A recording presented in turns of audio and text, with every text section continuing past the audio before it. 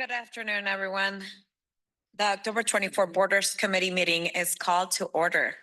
First, I would like to ask our interpreters to explain how to access interpretation. Please go ahead. Good afternoon. Announcement from an interpreter. To use interpretation feature, please go to the bottom of the Zoom screen where the meeting controls are. Click on the interpretation icon and select English as your language. If you're joining through the Zoom mobile app, cell phone, tablet, etc., please press ellipsis, then interpretation, and then choose your language. Finally, click on mute original audio to not hear the original Spanish flow in the background. Headsets are available for interpretation. If you're in the meeting room, please check out a headset from the receptionist in the lobby. Buenas tardes. Aviso por parte del intérprete. Para hacer uso del servicio de interpretación, favor desplazarse a la parte inferior de la pantalla de Zoom, donde aparecen los controles. Haga clic en el icono de interpretación y seleccione Spanish. Si está utilizando la aplicación móvil de Zoom, celular, tableta, etc., presione los puntos suspensivos, luego interpretación y luego el idioma. Si no desea escuchar el audio original en inglés en el fondo, por favor seleccione Mute Original Audio, silenciar audio original. Contamos con auriculares disponibles para el servicio de interpretación. Si se encuentra en la sala de reunión, favor de pedir auriculares con la recepcionista en el vestíbulo. Gracias. Thank you. Thank you. I would like to take a moment to acknowledge the land that we call home. The tribal nations of the San Diego region have historically faced injustices. We acknowledge the harmony that existed between the land, nature, and its original peoples. We have since endured displacement, persecution, and systemic oppression. We pay our respect to the unceded territory and homelands of the 18 tribal nations in our region, the most in any county in the United States. From all cultural groups, the Kumeyaay, Diegueño, the Luiseño, the Cupeño, and the Coahuila. This land has nourished, healed, protected, and embraced them for many generations in a relationship of balance and harmony. As members of the SANDAG community, we acknowledge this legacy. We aspire to learn from Indigenous traditional knowledge and experiences in undoing the injustices of the past. Now, please stand and join me for the Pledge of Allegiance. Ready, begin. I pledge allegiance to the flag of the United States of America and to the republic for which it stands, one nation, under God, indivisible, with liberty and justice for all.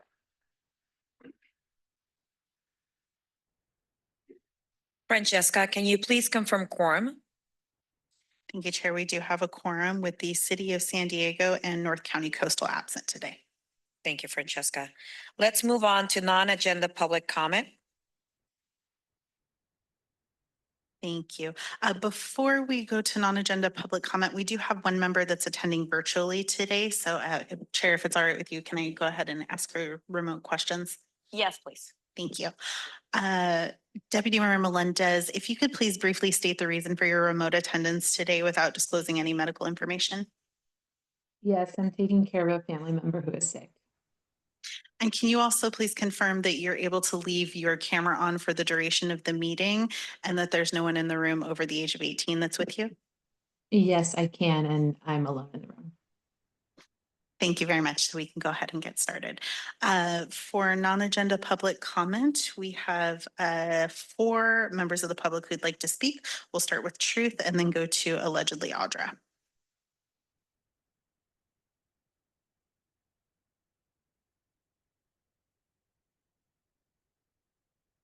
Yes, no? Okay, there it is. Okay. For the record, Jerry is always on time. Carolina is never on time. And nothing to do with Borders or Tijuana, but my plan was to get tacos. And due to time constraints, I had to settle temporarily with a Turkish pastry. Good sesame, not enough cheese. When Baja Becky was here, she claimed one administration was finally acting on the sewage. She claimed it was Mexico's. It is not. Trump is the first American president to have ever addressed the sewage emergency publicly. But to quote the IB plan, the only conditions that have been broken more frequently than the sanitation infrastructure in the Tijuana watershed are the myriad of promises made by the federal and state governments of the United States and Mexico to permanently address this egregious environmental crisis, end quote. And that obviously includes the 100 days promise and the ozone bubble fiasco that just leaked a bunch of gasoline in the Tijuana River. Did anyone really believe that bubbles are going to stop 100 million gallons of sewage a day? But I will say that after the IBWC began their bubbles on September 10th, APCD's hydrogen sulfide data showed that even though Mexico's still dumping at 4 to 6 a.m. every single night, the HS2 numbers went from a max of 150 parts per billion down to a max of 21 parts per billion. So too bad the idiots with the sole source contract didn't understand the river gets surged with sewage. When traders whine about trade, they tell me who they really stand with and that hitting trade is exactly the right tactic to end Mexico's sewage. And that's what I rallied people to call for in the upcoming renegotiation for the USMCA, which I hope Mario is going to be on the October 31st BOD agenda because the deadline is November 3rd. And from our Hector, quote, the Borders Committee received a report on November 18th, 2022, when the US EPA presented a report on the USMCA Tijuana River Watershed Binational Framework on addressing transborder water issues. Nothing specific since then, end quote. So I think it's time for another EPA presentation with the current mayor of Imperial Beach in attendance and let them explain their gasoline dump. Thank you. Our next speaker will be allegedly Audra, followed by Andrea Ebbing. Mario, did you get the system fixed, the Zoom, so that people can participate, obviously? I think you guys need to look into doing some kind of live streaming. It's very easy. In fact, I'm doing it right now, and there's already 30 people watching, and it continues to grow because people are eager to see the things that you guys are doing, and it's very easy to do it across platforms. You could broadcast it to the entire county, but when you guys don't want to do stuff like that and you're not really like working to make sure that, you know, everybody is aware of meetings like this, then you're really disenfranchising the people. And it again is very easy to do. I'd be willing to talk with you about it, to give you some tips or, you know, guide you in a way that you're not going to have to spend a lot of money doing it. But as far as this Borders Committee goes, it's sad because nobody pays attention. And you guys have engaged, or you were engaged in obfuscating and omitting things that were actually happening on the border for the past several years. They have since stopped since the new administration has come in. But you guys had never addressed that there was an invasion going on our border. And it was a huge human trafficking operation that was very lucrative. And many children have gotten lost in the process. And instead of, you know, working with Mexico to stop it, you're working with Mexico to do it. And it's sad because even just with the sewage stuff, nothing really gets mitigated the way that it should, because, and then you guys want to, you know, complain about federal funding cuts. That's the cost of you guys doing business like that. When you don't address the things and totally lie to the people, because I mean, I can't just have gone down to the border and be documenting it like no one's business, and many other reporters as well, all while public officials sit and act like there ain't nothing going on and our border's secure. So when you have funding like this cut, you need to take responsibility for your own actions, because you didn't do anything to stop it. You only encouraged it. Our next speaker will be Andrea Ebbing, followed by Blair Beekman, and Blair will be our final speaker. Hi, my name is Andrea Ebbing, and the first thing I wanted to ask is if you could please post the videos from October 7th through October 12th, I believe it is. There are several meetings that are missing from the YouTube page. The next thing I want to talk about is the due process and safety ordinance. This is the Border Committee, and we are talking about separating church and state, basically state, local, and federal governments from working together in this way. So I would like to address the single greatest threat to our civil rights and due process by far, in a way that we've been suffering for about, I don't know, maybe 15 years of, which is our district attorney, Summer Stephan, who handles felony cases and county cases. Her sister, Raina Stephan, handles city cases and misdemeanor cases. Then her husband, federal judge Dana Sabrow, handles federal cases. So if we don't have anywhere to go in the county, we go to the city. And if we have no place to go in the city or the county, we go to Fed. And if Fed is their husband, it doesn't work. It is a complete sham. And every single decision made in every single agency in San Diego is made at one dinner table like the Gambino crime family. And it is time to disband them now that we have a safety ordinance in place, which completely supports the idea that in no government agency should every single decision be made in one family. And that's what's happening now. So in order for this ordinance to actually be enacted, we're going to have Summer Stephan removed from her position. And if that doesn't work, you could always look at her money laundering. You can look at the $75,000 of independent expenditure she made on June 24th, 2025 with no name. Thank you. Thank you. Our final speaker will be Blair Beekman. You can go ahead. Hi, thank you, Blair Beekman. Thanks for the meeting today. Thanks for the previous public comment. There are some missing YouTube meetings from YouTube. I hope they can be returned soon. A thank you to the people and elected officials of the SF Bay Area that have helped to calm down for the time being Trump over-militarization issues for the city of San Francisco and to possibly limit new federal agents and National Guard from planning many new tactics and programs for the entire SF Bay Area. A thank you to current federal mission administration for willingness to listen at this time as well. The mayor has maybe done an incredibly good job working towards low-key dialogue and negotiation. How can other local California cities and cities across the U.S. learn and to negotiate with the federal level with their own local best practices when they do not have the sort of tech industry backing as SF has had at this time? It is my own understanding that in the past few years, many programs have been put in place in the local SF Bay Area and here in San Diego that are very well addressing violent crime issues. It is important to make clear how these ideas of peace, dialogue, conversation, and good reasoning, best practices at the local California level and the domestic U.S. level at this time can be of help. I'm hopeful these type of efforts can find a reasonable middle road for all of us at this time. To note, the cities of Oakland and San Jose and Bay Area cities are still on a heightened alert of possible upcoming raids. It should be important follow-up goals here in San Diego as well, that it can be a process that we talk about these future ICE raids, that are processed without over-militarization, overuse of automatic weapons, or large numbers of overly hyped ICE officers and National Guard in their current duties within local neighborhoods. Thanks for your time. Thanks for the meeting today. Good luck what we can be working on. It's a good meeting today. And good luck what we're doing with dialogue. Thank you. Thank you. That concludes the public comments, Chair. Thank you. And before we move forward, do we have any non-agenda member comment?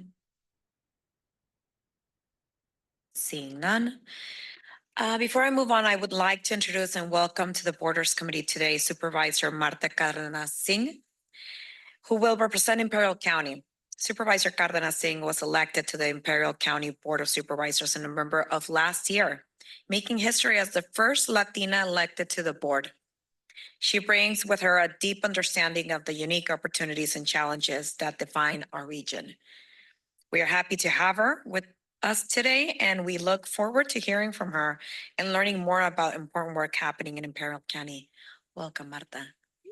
Thank you so much. I'm really excited about being here. Most of all, having the opportunity to really advocate for our area in Imperial County and to work together. As we know, border regions are unique, and we want to make sure that we're addressing those issues. So thank you for the warm welcome and looking forward to the work ahead of us. Thank you. Thank you for being here.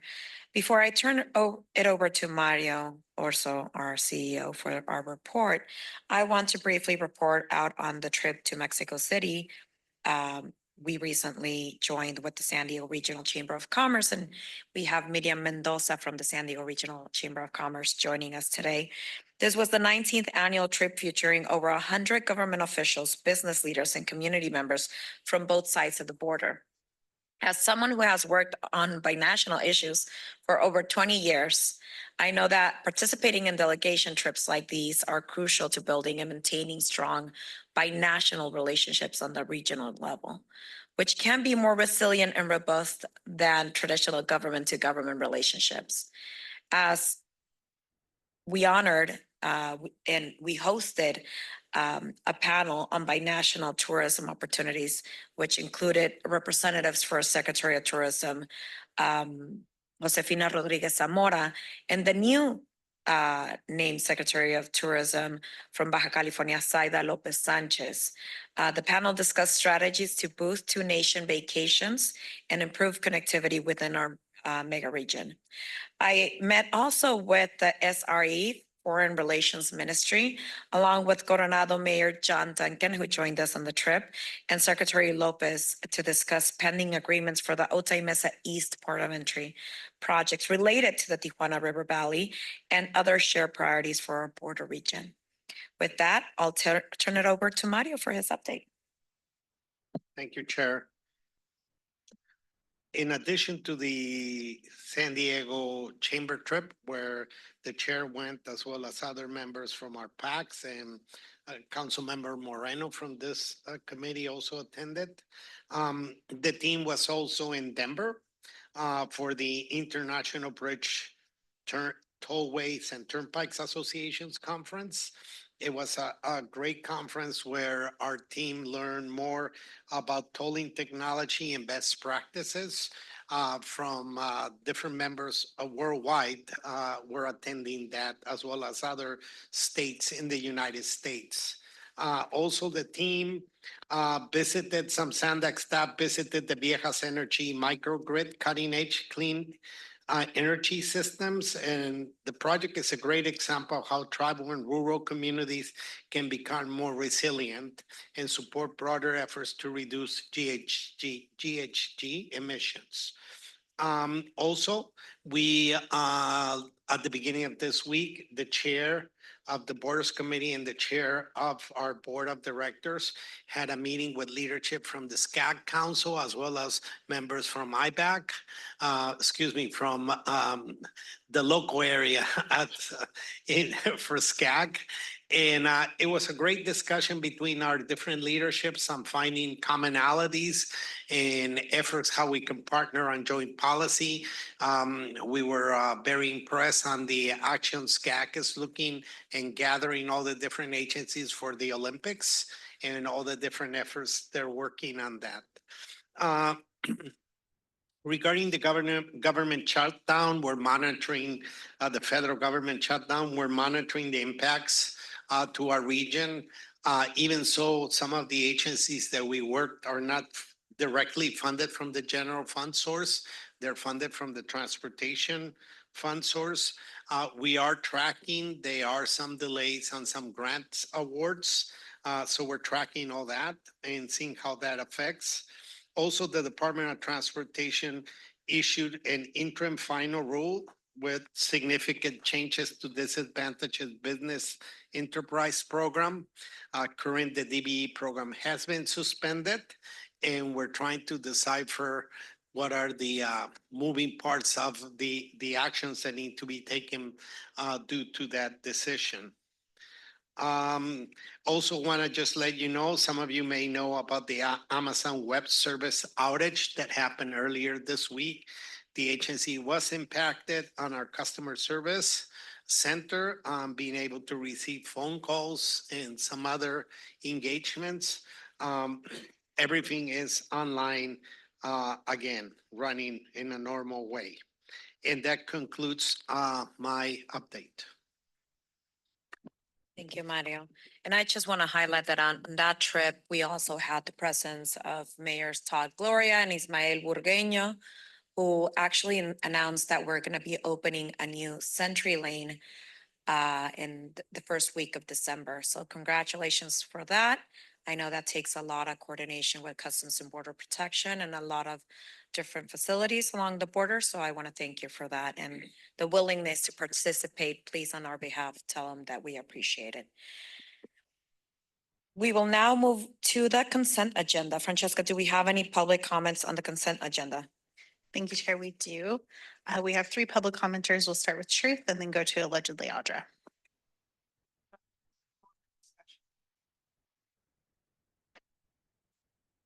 Did you not want to speak on consent? Okay. Allegedly Audra and then Blair Beekman.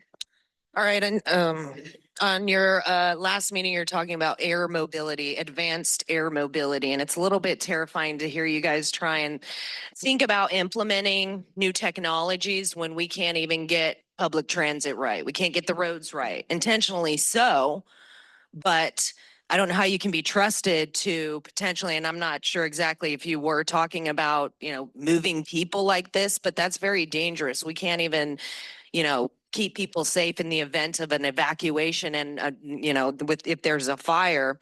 And the way that you guys talk about stuff and you want to, implement, or, one of the members of the board of directors was talking about implementing autonomous vehicles.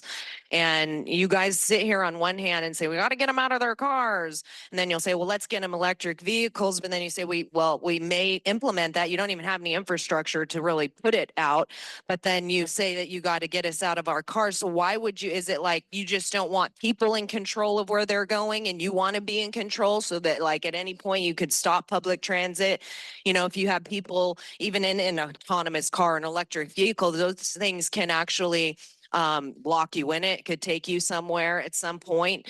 The things that you guys implement are very dangerous. And with these aerial mobility stuff, that's a potential way to collect aerial photos and geo mapping and graphing and stuff like that. And how do we know that, where these drones are coming for? Are they from? Are they somewhere that is built in China and they're going to sit here and be able to look at all our infrastructure? That's a problem with putting data and all of these things, all this technology that, is seemingly good on the surface is very dangerous, especially when we're implementing AI and different types of other surveillance technologies. So I think you guys need to be mindful. And, if you can't even get one thing right, until you get that right, I wouldn't start, dabbling into other avenues of means of transportation. Thank you. Our next speaker will be Blair Beekman. You can go ahead.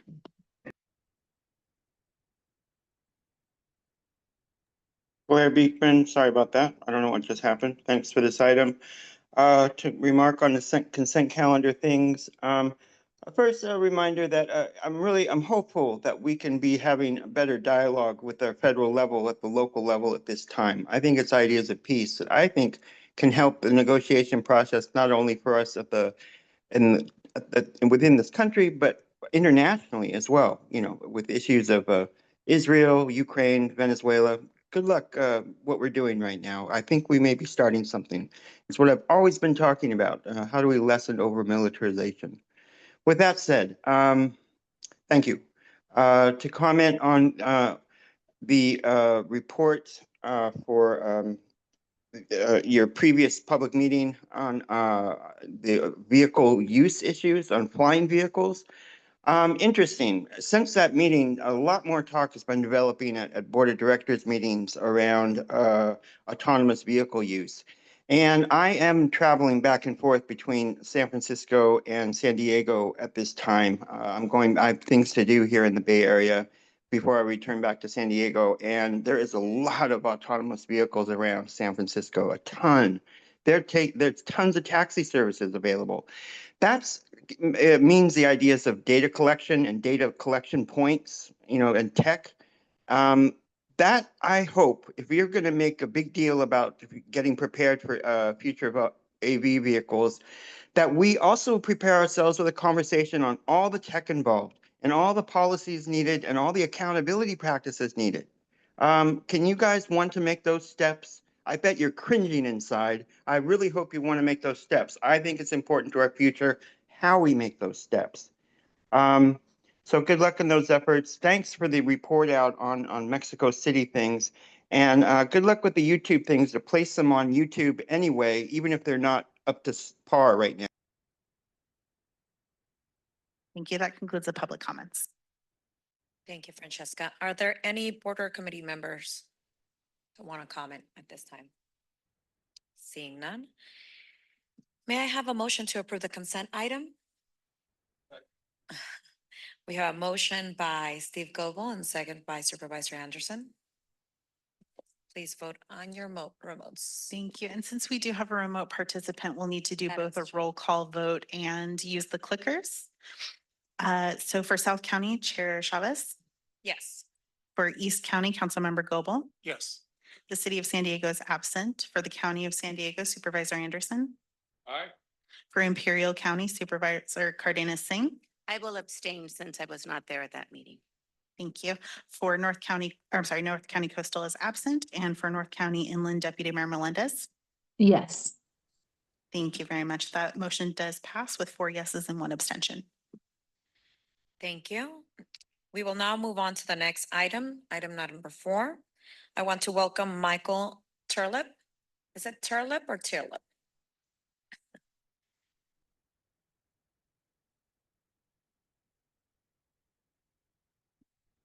Hello, everybody.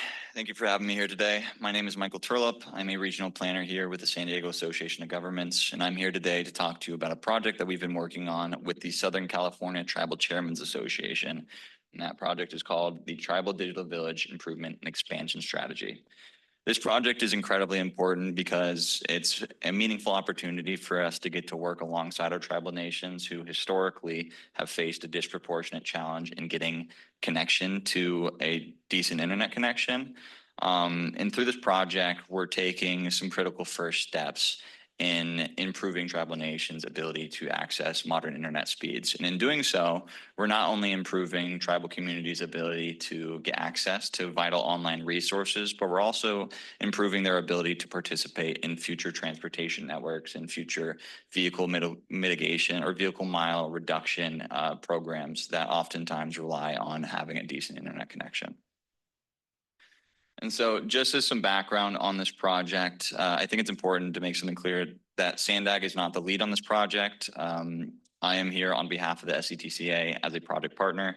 The SCTCA is the one leading this project, them and their Tribal Digital Village team. And SANDAG's role is in offering project management support and administrative support, as well as general capacity just to help get this project across the finish line.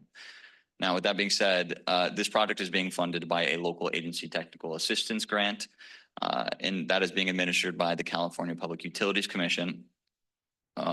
Both the SANDAG team and the Tribal Digital Village team from the Southern California Tribal Chairmen's Association were both successful at pursuing this funding and are now using it to fully fund this project. And the purpose of this project is to begin setting the stage for improvements to the Tribal Digital Village, which I'll explain in a second, as a means of preparing our tribal nations for future growth and expansion, as well as in general, just to meet future tribal communication needs.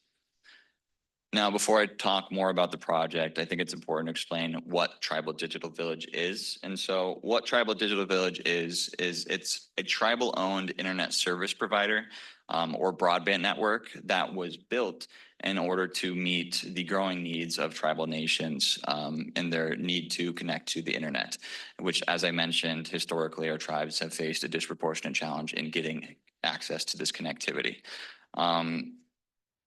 And currently, it serves over 400 tribal households and 100 tribal buildings and is an essential service, especially to locations that are in hard-to-reach areas. And with that being said, though, while this network does serve a vital service, it does have many challenges in providing modern high-speed internet. Currently, it serves at most low-speed internet of 5 to 15 megabytes per second, which is far below the FCC standard speeds of 100 megabytes per second, as well as the infrastructure of this network being an aging infrastructure and making it difficult to make the necessary upgrades to bring the service up to high speeds. And through the conversations that we've had with various different tribal leadership and tribal staff, we've heard a consistent similar message, and that's that many different households are still lacking a reliable internet connectivity. And where service does exist, oftentimes it is costly and inconsistent, and that the aging infrastructure and the geography of broadband infrastructure in the area make it very difficult to expand and improve the internet service that's being provided. And so this has really given us one consistent key message, and that is that connectivity is no longer a luxury. As the days pass, it becomes more and more important to get access to a decent internet connection, to access vital resources, whether that's for education, for healthcare, or even things like community connection or economic opportunities, and especially some projects that we work on here at SANDAG for transportation. And we need to improve connectivity for tribal nations so they can access that. And in taking the first steps towards improving this tribal digital village network, we're taking some of the first steps towards building a stronger, more resilient region. Now, it sounds like I'm painting a dark picture, but we're actually starting from a place of strength. From the conversations that we've had with various different tribes, we've come to realize that a few different tribes are individually pursuing individual internet projects, internet infrastructure projects. And while this doesn't serve the whole entire region, these can serve as a very necessary backbone to some of the projects that we're proposing as part of this project. And even on a more personal level, through the conversations that we've had with tribes, there seems to be a lot of excitement and demand for improved internet connectivity. And that just means that there's a lot of demand for getting this project through. Now, how does this project begin to address some of the challenges that I've just laid out? So, of course, the SCTCA and SANDAG are working together to provide the first tribal digital village improvement and expansion strategy. And what that will include is an existing conditions analysis, which will paint a clear picture of what the challenges are that the network is facing today.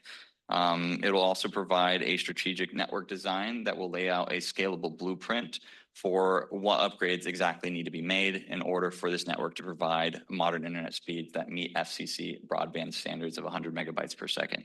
And then lastly, it will provide an implementation strategy that will lay out a roadmap for identifying funding, as well as establishing some of the best practices for successfully implementing these upgrades.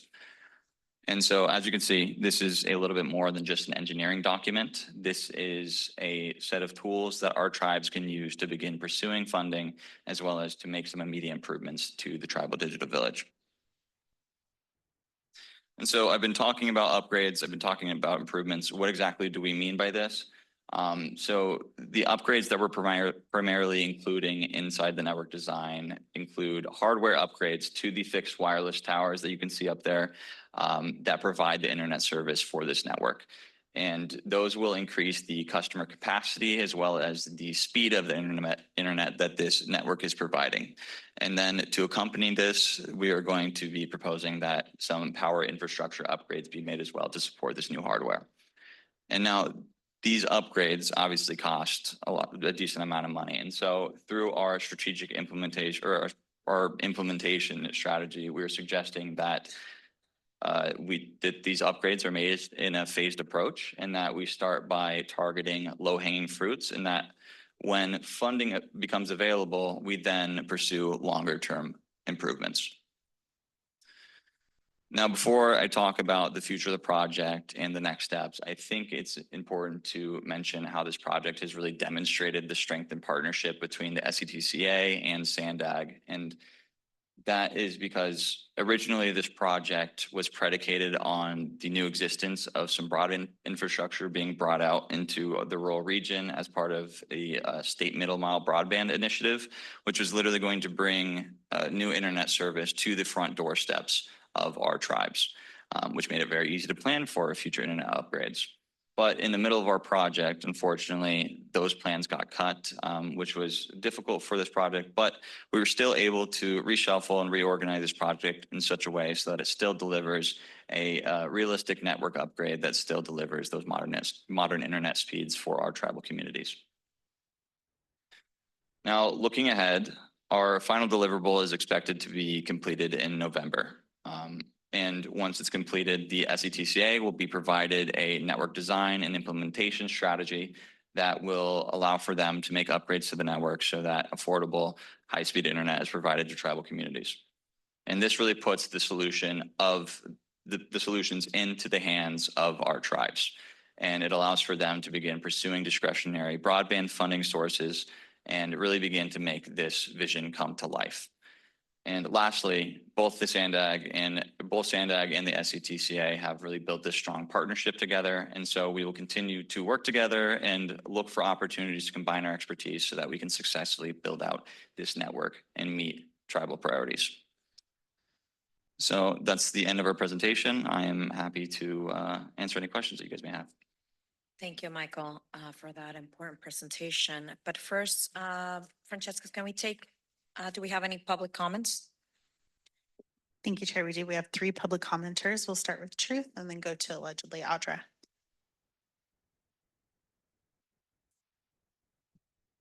I found in the information a discrepancy in the grant amount. I saw 471,000, 474,000, and 483,000. So which one is it? Either way, a grant from the CPUC, that is the people that always approve a rate hike for PG&E and their subsidiary SDG&E. I'm glad there's any type of digital coverage for the tribes, but of course, I love to see a quick advancement in tech availability and coverage for everybody, because digital connectivity is one of those things you quickly realize just how important it is once you lose it. And I am not sure how tribal nations on the East Coast are doing as far as broadband. I know some, like the Cherokee, are doing great as far as wealth. The West Coast inland areas have a very unique terrain, so I know that has something to do with the challenges. And there's hot spots, but maybe some targeted areas for priority coverage should be schools, libraries, community centers, et cetera, where people gather. I'm curious why the state cut back on the middle mile broadband network. They've had plenty of tax dollars blown on absolute nonsense they could have put towards it. You know, look at DJ Kitty Glitter's #1 fan, the corrupt insurance commissioner, Ricardo Lara, wasted a whole bunch of money on trips. Look at the corrupt AG, Bonehead Bonta, who keeps wasting our tax dollars on frivolous lawsuits. He can't even fill out the paperwork correctly. He's an idiot. And how much did New Scum blow on homeless only to have it increase? See, again, just like SANDAG, the state, it's about priorities. What's really important? Are you really there to make a difference? Or are you there to just keep a system going that oppresses people? Because I hate to use that word, but it seems like that's what's going on. So in general, besides what I already recommended, is I'd recommend never relying on the state of California for anything to improve, because as us punks always say, DIY or die. Thank you. I think our next speaker will be allegedly Audra, followed by Blair Beekman. So interesting seeing tribal nations coming and asking for help from the people that stole our land. And then, it's cool.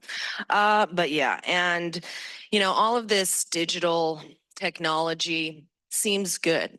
It does. It seems like, it's really going to connect us. That's what it's for, to make sure that, we're able to, get information swiftly, when in reality it's building a digital prison around us. And, nobody really talks about the radiation and all of the health effects. You guys talk about safety and health and all these things, but then the things you implement actually cause radiation poisoning. And it's like, why would we want to talk about that? It doesn't not only affect bodies, but it also affects the earth and animals.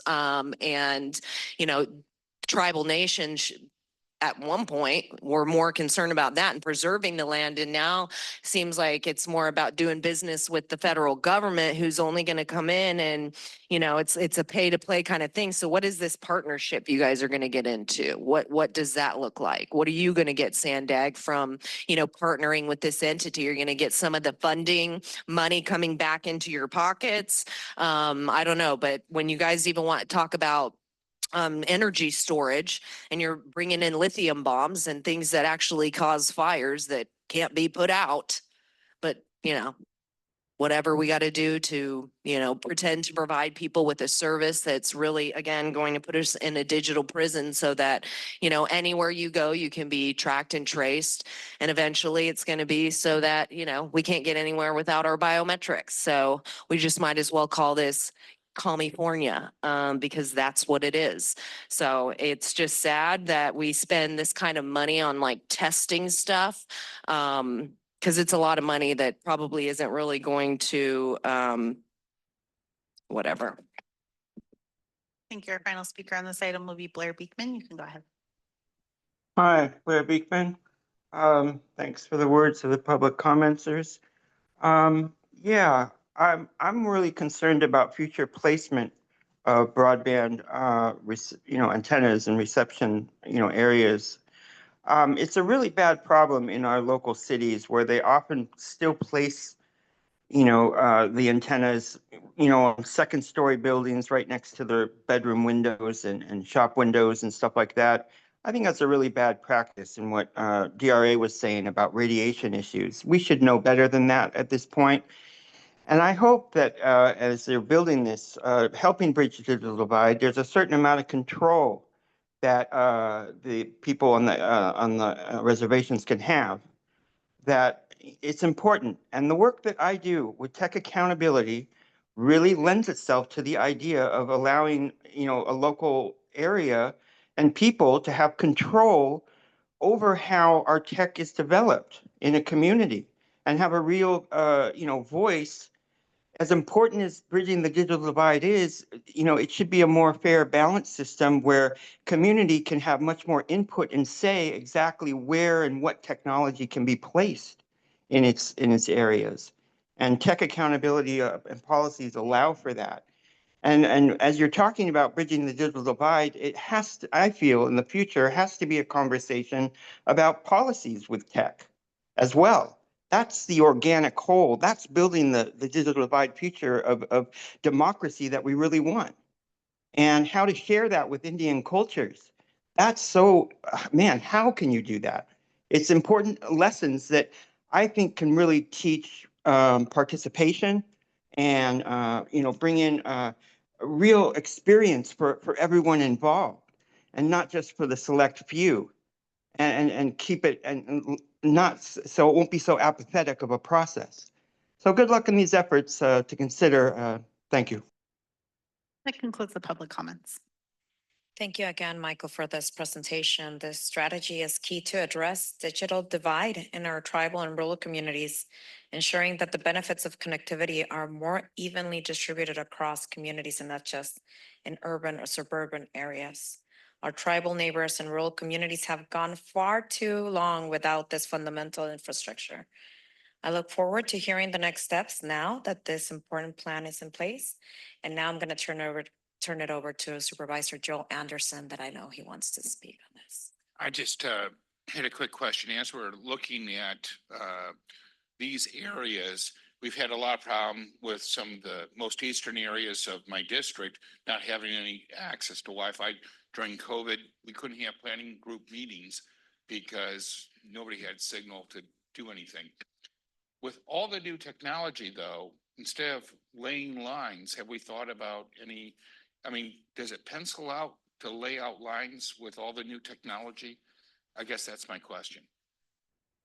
So how this network actually functions is it uses fixed wireless towers, right? And so I guess the technology that you're speaking of is that fixed wireless technology, right? And so from. Well, I was thinking in terms of satellite now. Oh, okay. Many people are going to satellite Mhm. and they're finding speeds that could never been achieved before. I just wondered at what point's the break point? Because we spent $10 million bringing wires, internet to the backcountry. I'm thinking, I wonder if Starlink would have been faster, cheaper, and better.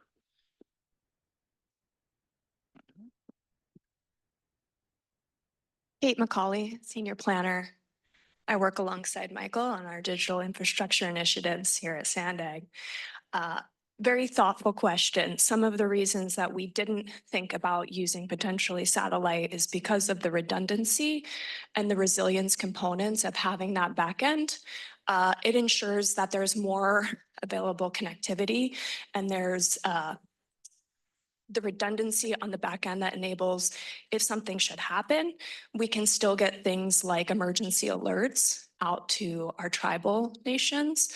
Let's say something happens with the satellite that we can't leverage the technology. It doesn't have the same redundancy patterns. I hope that answers.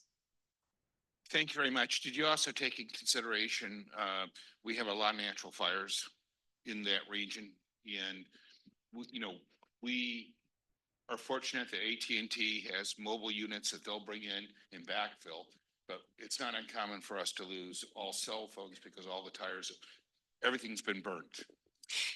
Yes, definitely. And they know that all of those options are afforded to them, right? To bring in something like a cow, which is cellular on wheels in the event of a natural disaster or heaven forbid, a man-made disaster, but something to that effect would be fantastic. And we've talked to them about stuff like having MOUs with providers like that, but this actually will just create the network unto itself. So that way, no one external to the tribal nation has to be relied upon in order for people to get those services, if that makes sense. Absolutely. Thank you. Councilmember Colleen Wallace from Riverside County. I just wanted to ask the question, which tribes are is this gonna help? So I'm the eastern part of Riverside County, so I was just wondering if it's coming towards those reservations that's down there. Yeah, so the SETC, or not the SETC, the Tribal Digital Village doesn't serve all the tribes. And I know it doesn't serve the tribes all the way up in Riverside. And so I couldn't name exactly which tribes. I could come back to you with that information. I think it's 14 of the tribal nations are served through the Tribal Digital Village in total. But another part of this project is just thinking about ideas for expansion to further improve the hardware so that it can serve the other harder to reach tribal nations as well. Do we have any other member comments, questions? Are you sure? Michael, thank you again so much for bringing forward this important information. We want to see it come to fruition, and I can't wait to see what else is in store and how we're going to move forward with this. Thank you so much for this important. Thank you, everybody. I will now introduce our next presenter, Bari Bean. She's remote, right? Will be joining us via Zoom. I'm just waiting for her to pop up. Barry is the Deputy CEO for Natural Resources and Lithium Ombudsman for the County of Imperial. Barry will present an update on the Lithium Valley Specific Plan, which aims to transform over 51,000 acres near the Salton Sea into a clean energy lithium and manufacturing hub. Located in Imperial County, this plan has regional implications for energy resiliency, transportation, and economic growth. Tracking this plan aligns with SANDAG's goal in sustainable planning, climate action, and regional collaboration. Buddy, welcome, and the floor is yours. Good afternoon, everyone. I'm sorry that I couldn't be there in person, but I look forward to sharing an update on what we are doing in Imperial County and the opportunities that it presents to the entire region. We're going to start off with a very brief video that I think really summarizes the Lithium Valley opportunity.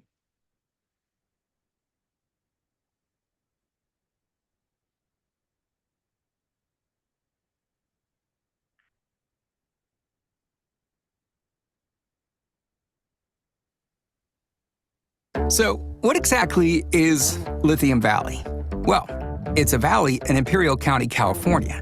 It's a vibrant border economy, an agricultural powerhouse, and a diverse, hardworking community. It's also home to 1/3 of the world's lithium, hence the name, and the wealth of available business incentives. Lithium Valley is the next big thing in business, and for you, it's the economic opportunity of a lifetime. In Imperial Valley, geothermal brine has been generating non-stop baseload renewable energy for more than 40 years. Then in 2023, the Department of Energy found lithium in our brine, more than 18 million tons of it, enough to build 375 million of the batteries our future depends on. And that gave us an idea to make a shorter lithium supply chain where businesses and industries work in sync with each other and the community, all powered by baseload geothermal energy. A vision for a new economic ecosystem called, you guessed it, Lithium Valley. So we got to work. We put together policies and programs to streamline development, lots of them. We built workforce pipelines to fuel incoming industries and assembled a team to guide you through the entire process. Lithium Valley is many things. A domestic supply of critical minerals, your key to supply chain resilience, a place with limitless horizons. But above all, Lithium Valley is where the future of your business and American energy begins. And it starts right now.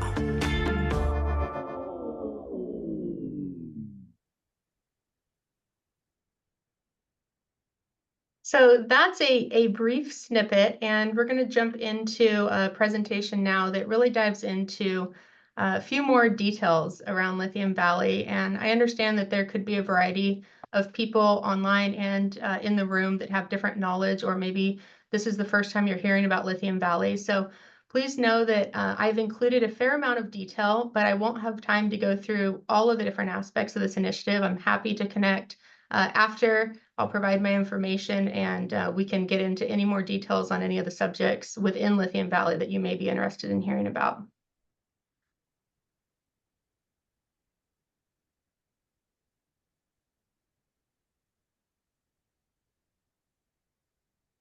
So when we look at Imperial County, we're really proud to produce a significant amount of renewable energy. We are actually the second largest geothermal energy producing county in the nation, but we also have a tremendous amount of solar as well as wind.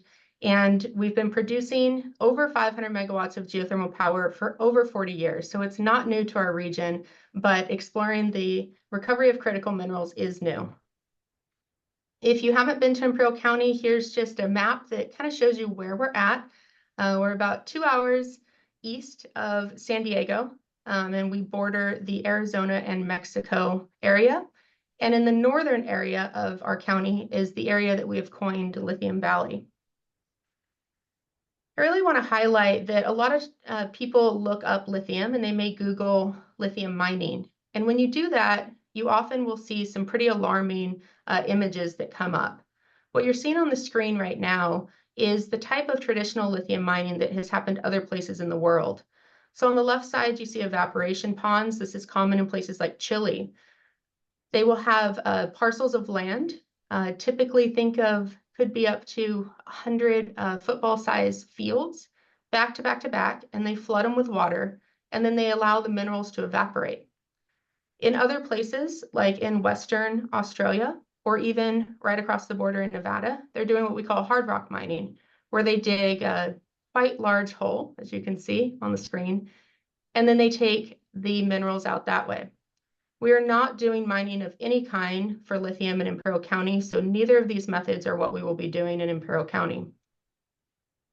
What we're actually doing is quite revolutionary and different from anywhere else. We'll be harvesting clean energy in harmony with agriculture.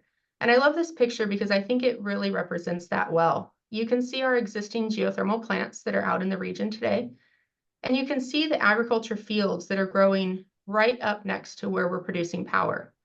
Geothermal is really unique because it's not like solar. It doesn't have a huge footprint. It doesn't take up acres and acres of land. It can really be producing power. And you see on the left side of that screen, your pipelines. Those are running right alongside the field. So we're still allowed to produce agriculture while producing power. And now we're adding in critical minerals. This is a really oversimplified version of the process. We get a lot of questions about, well, you're in the Salton Sea region, so are you pulling lithium out of the Salton Sea? We're not pulling lithium out of the Salton Sea, and we don't pull any geothermal brine out of the Salton Sea either. The geothermal reservoir is approximately 6,000 to 13,000 feet deep below the ground, whereas the Salton Sea at its deepest is about 30 feet. So they are completely disconnected bodies of fluid or water. And the geothermal reservoir is where we get the power for our geothermal facilities. So that brine naturally, because of its heat, a production well is drilled down into the ground. The brine and the steam with it naturally rises. It spins a turbine, creates power, and then it's re-injected back into the same reservoir, which is a closed loop process so that it can continue to be replenished.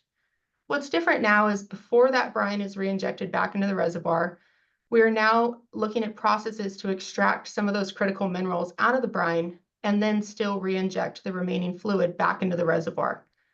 From there, we can then create a lithium carbonate product, which can be used for things like batteries.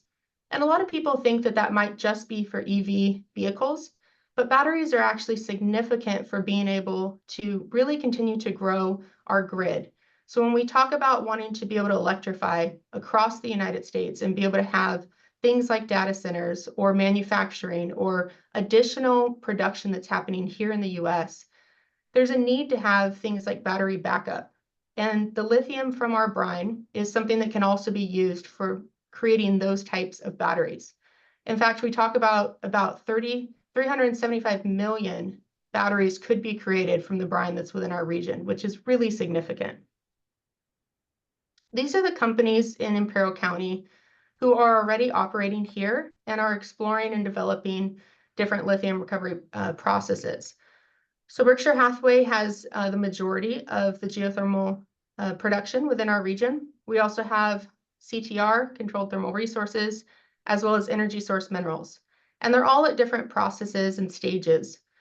So BHE has, like I said, the significant amount of geothermal production, but they have not yet pulled permits for lithium production. They are working on a pilot project right now on their technology.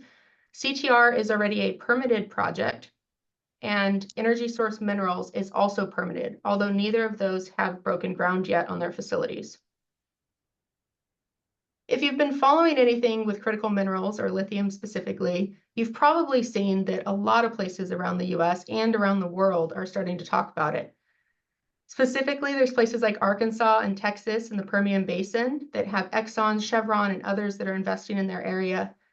And then there's others in China, in Chile, around the world that are doing different forms. And that's because lithium as a commodity is really desired right now. We talked about the need for batteries, and it's going to continue to be needed. But what I want to highlight is that Imperial County is truly leading the United States in development of a baseload energy and domestic lithium ecosystem. And we'll talk a little bit more about that when I show some of the visuals of what we're creating. But what you see on the screen right now is all of the things that we have already created. We're truly creating the foundation and framework for this initiative to be transformational for our region. And other areas, while they've discovered they have lithium, they're really just at the starting line, and they have not created any of these pieces.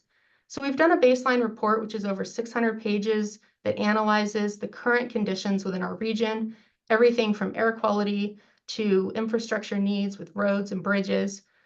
We've also done a lithium tax funding plan, which is how some of the funding that will come in from lithium recovery, how that tax will be used to benefit the region and the people that live here.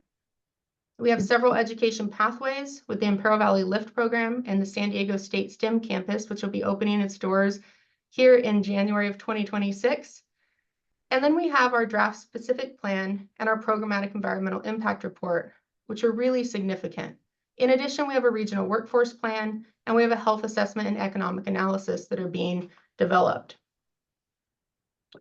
So many of you in the room are probably familiar with what a specific plan is, but for those of you who aren't, a specific plan is really used as a government tool over a specific area of land. In this case, the Lithium Valley area, which is approximately 51,000 acres in our North End region. What's significant about this is we have done a programmatic environmental impact report over that entire area, and we've been working on it for over 3 years. What that means is that developments that come in, if this plan is approved, would be able to use and fall under that umbrella of that CEQA analysis that the county has done, allowing us to be much more efficient as well as competitive with other areas in the region, because projects that qualify would not have to go through their own individual CEQA analysis for their development. This map really shows well what I'm describing, and you can see that we have different colors. What's important about that is when people hear Lithium Valley, they often think it's just going to be an area where you're going to extract lithium. But we're doing so much more than that. We're co-locating synergistic initiatives within that area. So you can see the dark green, that represents our green industrial. That's where many of our geothermal plants are. You can see the lighter green color, that's conservation. We have several areas that we are keeping as conservation within the plan area. Then we have things like logistics as well as manufacturing. So the goal here is to be able to build out the entire ecosystem. So we would have a geothermal plant that's producing power. We would then have a facility right next door that we're recovering the lithium or other critical minerals from that geothermal brine. Right next door to that, we would be processing the lithium. Next to that, we would be building the batteries and doing the manufacturing. And eventually, if all of this builds out like our vision, we could potentially even have auto manufacturing or recycling that would be in the same region. We also are looking at things like data centers. Now, as everybody probably knows, data centers use a tremendous amount of power. And they're often looking for what they call baseload power, which means it's available all the time. When you're thinking of something like solar or wind, that's not baseload power. Solar is only available when the sun shines and wind when the wind blows. Geothermal is 24/7 and it's producing power around the clock. So that's perfect for a data center to locate right next door and be able to be powered by renewable energy. We also are looking at logistics that will come into the area, as well as you can see at the top of the map, dropping a rail spur into the region. And that's to really ensure that not only can we reduce the trucks that are going to be on the road and the challenges and costs with that, but really it comes down to cost. We want to be cost competitive to allow us to be able to develop this type of hub within California. Without having things that really streamline and make us more cost competitive, all of the development is going to go to other areas like Arkansas, Texas, Nevada, Arizona, where they can quite literally just do it cheaper and faster. I won't go through the details of all of these, but if you have a chance to go through our Lithium Valley specific plan, or if you'd like to talk about it in more detail, these are some of the chapters that you'll find. Chapter 4, looking at our development standards, where we talk about the details of what we would actually be building out there. Chapter 5, looking at our circulation and transportation. As you can imagine, we have a lot of development that needs to happen out there in order to be able to really support an ecosystem like what we're talking about.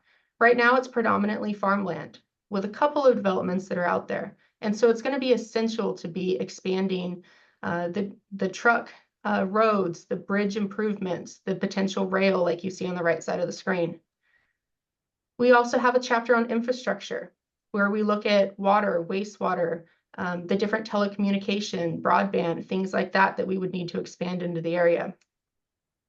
And I want to talk about the engagement because this has been significant. While many of you probably have heard of Lithium Valley, maybe some of you haven't. And we have been having a tremendous amount of engagement across not only Imperial County, but quite literally around the world with the travels we've done to make sure that people are aware of this opportunity. We've had over 600 total engagements, and we have awarded so far over $500,000 to community-based organizations to help assist with some of that engagement. And we have another RFP that's coming up here in the next month to release additional community funds to continue with the engagement. We've also had tribal engagement, and we've had funds allocated specifically to tribes to ensure that there's no barriers to being able to be a part of the conversation and implementing some of the ideas and thoughts that all sorts of different organizations have when it comes to building out this plan. We truly have the best benefits in the entire industry. There is no other development happening anywhere in the world that has a lithium excise tax that will be implemented on every metric ton that is extracted, with those funds coming directly back into the region. So 20% of those funds will go to salt and sea restoration, and 80% will come into the county. Of that 80%, we will then be dispersing funds directly into our cities and communities, as well as creating a lithium community benefits program and reinvesting in advancing infrastructure in the region. So from here, our remaining timeline, we're very excited. We will be releasing the draft PEIR and our updated draft Lithium Valley specific plan this next month. It'll then be open for public comments, and you can see some of the other steps that we'll be going through at the early part of 2026. And this is really an opportunity. While we're talking about Imperial County, this opportunity spreads far beyond Imperial County. We have seen some amazing different grant initiatives that have come out of UCR, out of UCSD, out of SDSU, looking to bring in specialty technologies around critical minerals, around energy production into the San Diego region, into the Riverside region. We've also had conversations in Mexico talking about how can we all build this together. And it is a huge initiative, and there's really room for all of us, I think, to have a piece of the success of Lithium Valley. So here's some of the ways you can stay up to speed with what we're doing, and I'll also share my information, so feel free to reach out if I can answer other questions. Thank you so much. Thank you so much, Bari. Let's take public comments now, and then we will move on to Border Committee member discussion. Thank you. We have 4 public commenters. We'll start with Truth and then go to allegedly Audra.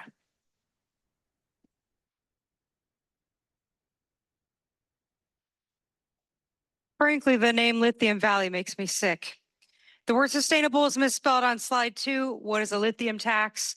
I support American manufacturing, but I do not support toxic fire-prone lithium. I appreciate the short history of how lithium mining began. How did the Lawrence Berkeley National Lab find that there was lithium in the land? Did they use high frequency active auroral research program technology? Because that's for those that don't know, it's a science experiment akin to shooting radio waves into the ground that reflects a sound that you can tell what the mineral is. And I remember having a conversation with Jesus where he explained to me the difference between the different types of lithium extractions. The mega factories that process the lithium, I was going to ask about that. It sounds like you got some American ones. That's great. But then I also heard partnering with Mexico. Well, why don't you partner some treatment plants with them while you're there? You got so much money to throw around. Delivering lithium to the world. Don't you think we should keep it here domestically and rather than have mega corporations sell it overseas? Berkshire Hathaway, located in Blackstone Plaza, also owns BNSF Rail, and they buy everything they can, including Dairy Queen, Geico, Fruit of the Loom, Kraft, American Express. Even the DLE tech that processes the lithium is Koch Industries. I do not support mega monopolies profiting off the destruction of the environment. Not in Mexico, not in Imperial Valley, nowhere. Because community benefits, bribes, it's never for a good project. It's because you're bribing them that it's a good thing. Especially when it looks like the measly 800,000 went to NGO grifters like Equity and Justice and the LGBT Center. That should have gone to each American citizen living in that area. Obama approved controlled thermal resources project being called Hell's Kitchen. It's kind of disrespectful. I'd like to know, actually I appreciated the presentation. I thought it was a good one. It was very explanatory. What I've come to realize is just how amazing the planet is with all of its never-ending renewable elements available to us every year. I think our next speaker will be allegedly Audra, followed by Ari, I believe, A-R-E. 375 million lithium bombs. Imagine that. You guys are so corrupt. It's crazy because we have the Tijuana River Valley, which is Mexico's fault, and you still do business with them. But for 40 years, there's been mining in the Salton Sea, and there's been people suffering from health effects from it. Doesn't matter how you do it. The air is still polluted. So you sit here and you're like, it doesn't cause any emissions or any air pollution. Bullshit. I call bullshit because you guys sit here and you lie to the people.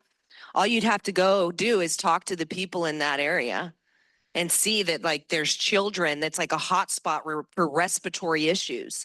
And hydrogen sulfide is actually emitted from that place. So we have the same thing happening in the Tijuana River Valley that you're like, we're going to collect data and see how this is affecting people. It is so egregious, the things that you guys do, because you're like, we want a piece of the success. You want a piece of the money. It doesn't matter who has to suffer for you guys to get that. And you talk about it's a closed system and all this.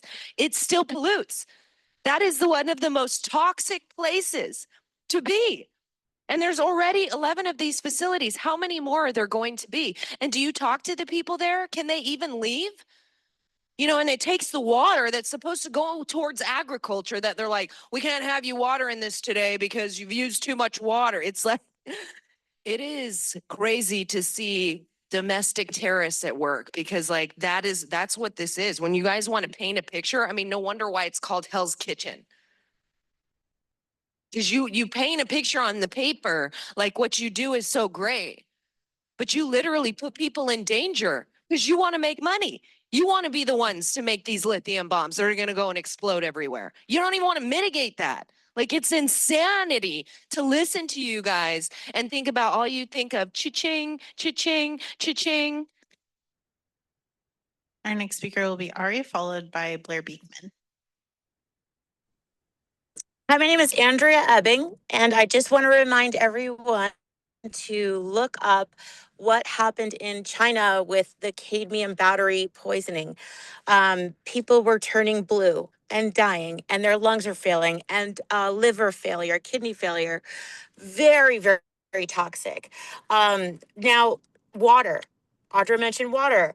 This is a really serious issue for water. So we're already looking at robbing Peter to pay Paul to have just safe drinking water in San Diego.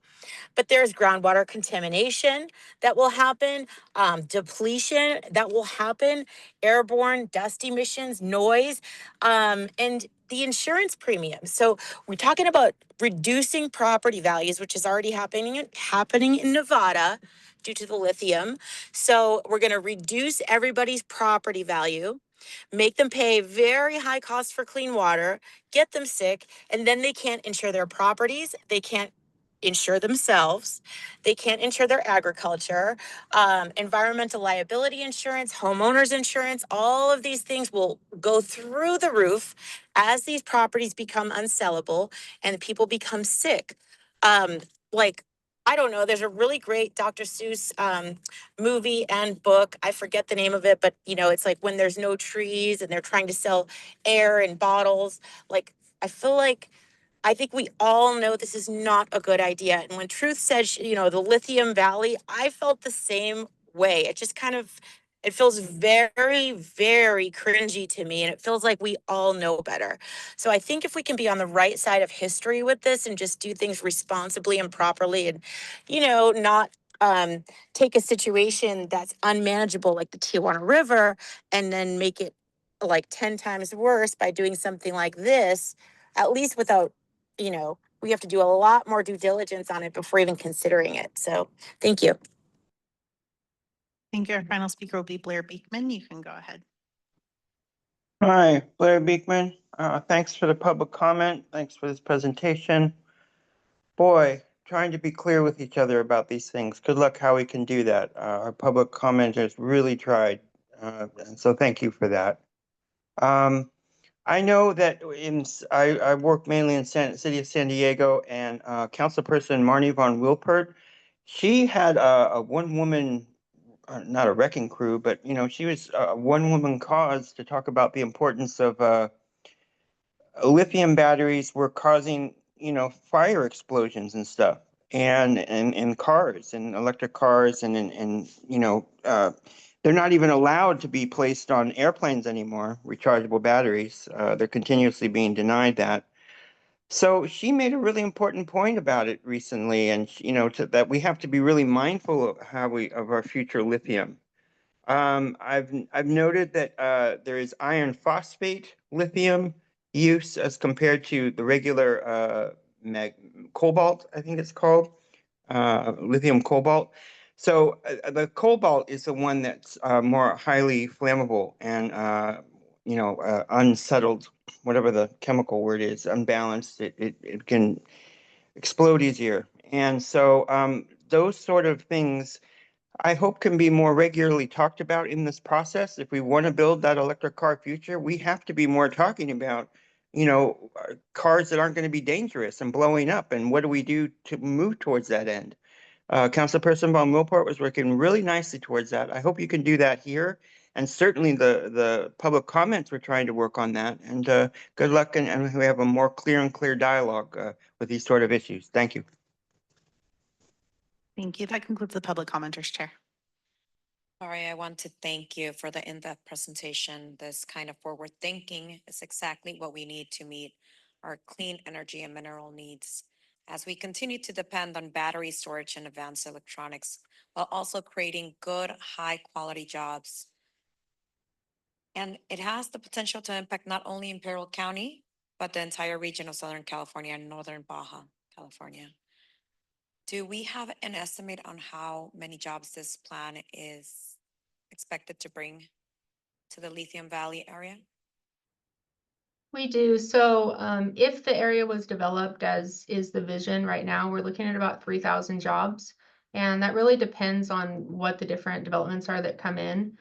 So for every geothermal facility that's producing about 100 megawatts of geothermal power, you can often see about 200 jobs. Geothermal as a renewable energy is actually one of the facilities that has the most jobs compared to when you see something like solar. There's typically only about 5 full-time jobs, but geothermal by megawatt does actually produce the most jobs. So we see jobs there.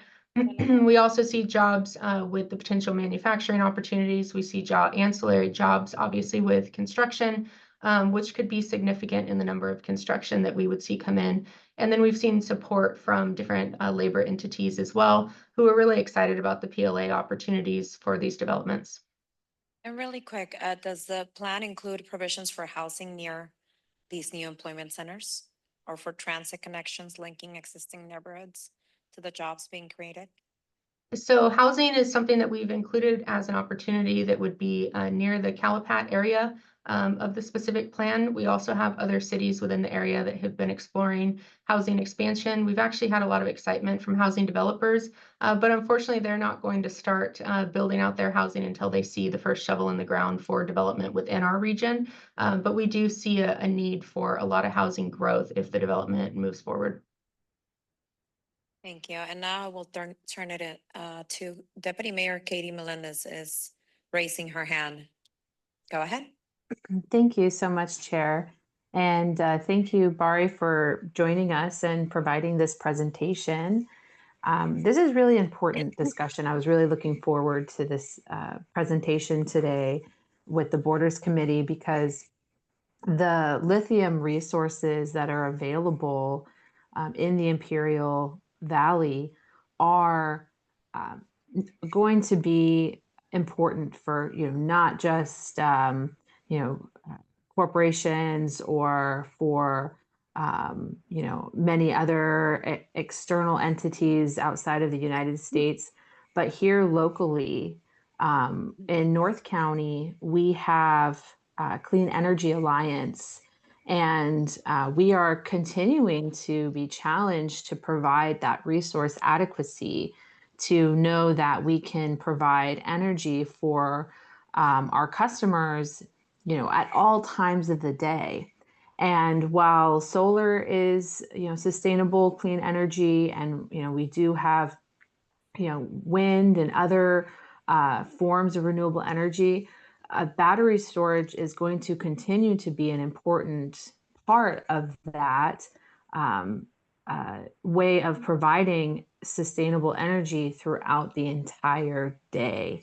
And so this is definitely an advancement for the Imperial Valley, but it's also something that we should look forward to in our region in North County and all of San Diego.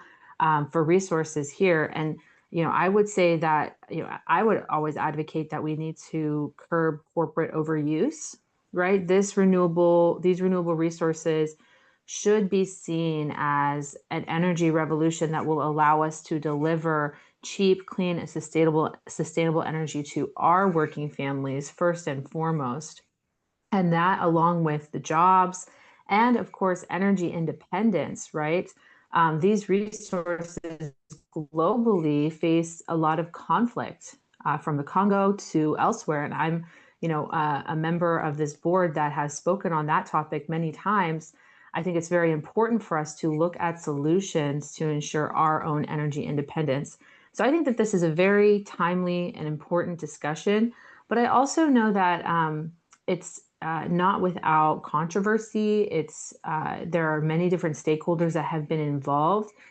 So Ms. Bean, I was wondering if you could speak to the current legal process that this project is in, and what kind of the next hearings or standings look like for these lithium projects. Absolutely. Thank you for your comments. So when we look at the Lithium Valley specific plan and the programmatic environmental impact report, those particular plans are not under any legal process at this point because they have not come to the board yet for consideration. However, Controlled Thermal Resources, which is one of the projects CTR that I mentioned, their project is Hell's Kitchen, that is fully permitted. That particular project is under litigation. And it has been delayed for a significant amount of time. So it was approved by the board, and then it was litigated against from two different groups. And it went through about a year in the court process, and it was dismissed by the judge as a meritless case. The concern with the project was questioning whether or not a full CEQA analysis had been done, and the judge ruled that a full CEQA analysis had been done and to the requirements of the state. And after that point, the same individuals appealed, and so that project is now in the Court of Appeals and is going through that process. So it's been delayed, like I said, approximately 20 months, and we anticipate getting more feedback soon, but we don't have an exact date on that. Thank you for that. And I have read a little bit of news about those delays, but it's good to hear, right, from all parties about how that is impacting the project. And ultimately, we should expect that this project would impact energy prices here, right? And that people's own utility bills would be improved by having more resource adequacy in our region. And that's what I would advocate for. I know that there's, technology advancements and data centers that we really, many stakeholders want to push for, but my primary concern is reducing energy prices for folks here at home and also ensuring our energy independence and our peace here in our own nation. So I appreciate the opportunity to hear from you and have you present. And I look forward to seeing any further updates. Thank you.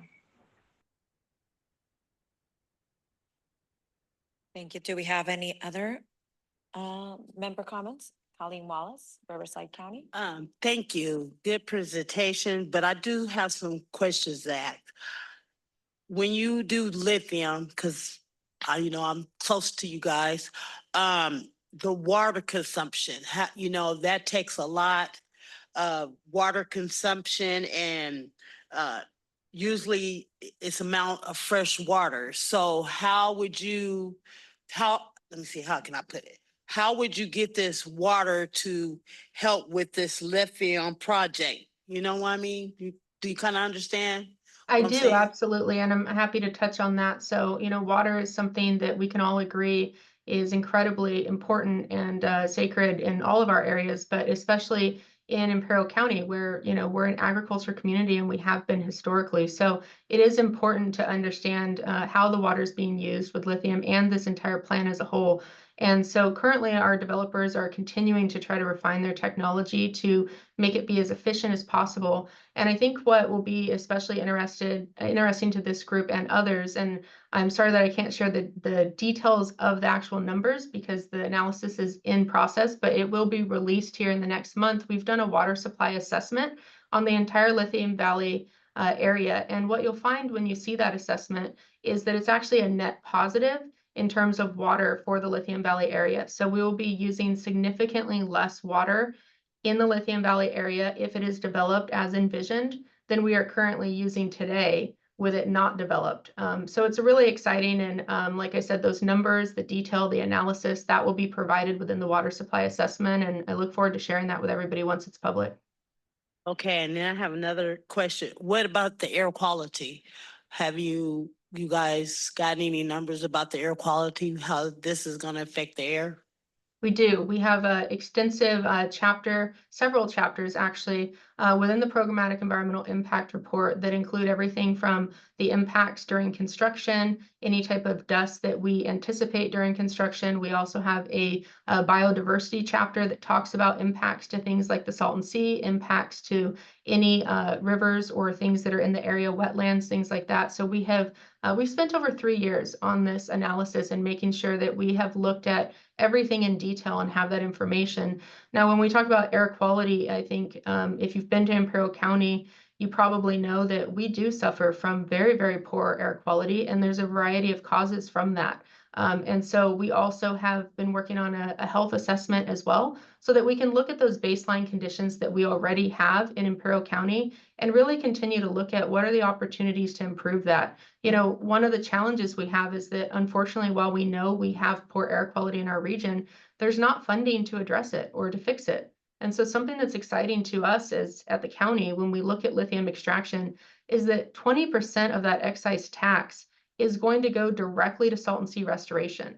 some of the biggest impacts we have in our area that are causing poor air quality come from the Salton Sea, and there's been significant studies shown that prove that. So to have an opportunity to bring in funding to potentially mitigate some of the poor air quality is really exciting for us. Okay, and then my last, I think, question. I mean, I have a lot, but how much impact is on the tribal resources? So we do not have any tribal reservations that are directly impacted by Lithium Valley. However, we do have tribal cultural resources in the area, like Obsidian Butte, like Rock Hill, Red Hill. We have other areas. And so what we've done, and you'll see this in the maps when we release them, is those areas that are recognized TCRs, we have put within conservation. We're also exploring what we're calling a tribal trail, and that's something we've worked extensively on during our tribal consultations with different groups to ensure that it's an opportunity to really connect those areas of significance within the plan. But just to be clear, there aren't any reservations that are directly impacted. Okay, thank you. Thank you so much. And we have to stop at 4 p.m. exactly. We still have another presentation. So we can still take a quick question if you want to. Yeah, just really quick, Yes. just, thank you, Miss Berry. I really appreciate, I will tell you, she's a true gem. One of her functions is to actually be a navigator, working specifically with developers. And I appreciate the presentation and the hard work.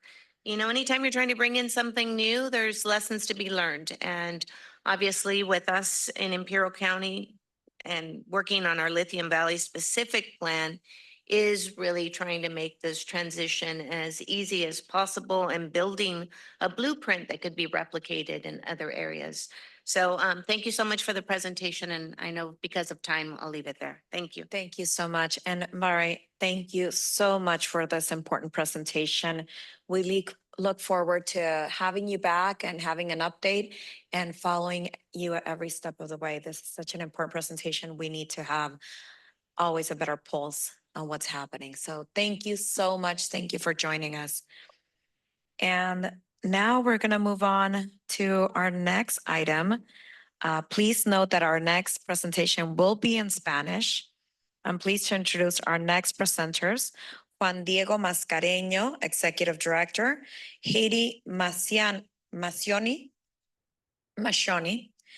Director of Planning, and Germán Chavez, Director of Special Projects, and Roberto Salas, Director of Investment and Liaison Affairs for the Instituto Municipal Metropolitano de Planeación de Tijuana, Metropolitan Planning Institute of Tijuana, well known by IMPLAN. This is a municipal agency responsible for supporting urban development and planning efforts in the city of Tijuana.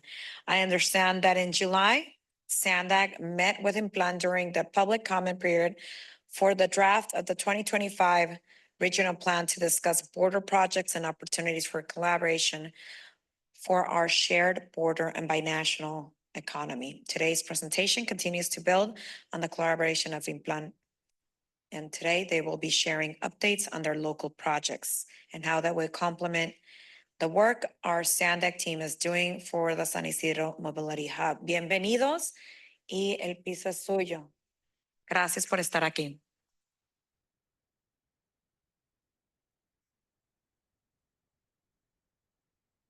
Gracias, Carolina.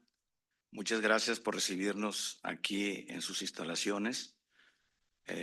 Buena tarde a todas y a todos los aquí presentes. Extiendo un cordial saludo para Mario Orso, director ejecutivo de SANDAG, a todos los que nos acompañan aquí en el presidio. Les doy un afectuoso saludo y les agradezco la oportunidad de sentarnos aquí en su mesa. A todos los integrantes de su equipo, gracias por la invitación y hospitalidad brindada en esta visita. Como director general ejecutivo del Instituto Metropolitano de Planeación de Tijuana, las relaciones con nuestro vecino San Diego y con el estado de California son de suma importancia al compartir una metrópoli binacional que ha sido reconocida a nivel mundial por su dinamismo económico, su conectividad, aspectos sociales y el diseño de sus ciudades. Ser la frontera más transitada del mundo presenta grandes retos para la planeación. Contemplar una visión de desarrollo que se impulse a través de planes, programas y proyectos estratégicos, los cuales permiten lograr el desarrollo urbano, social, ambiental y económico de Tijuana. Por ello, el IMPLAN, por instrucciones de nuestro presidente municipal, el doctor Ismael Burgueño Ruiz, tiene a su cargo la coordinación de los proyectos estratégicos de Tijuana, una gran responsabilidad que hemos tomado con gran seriedad.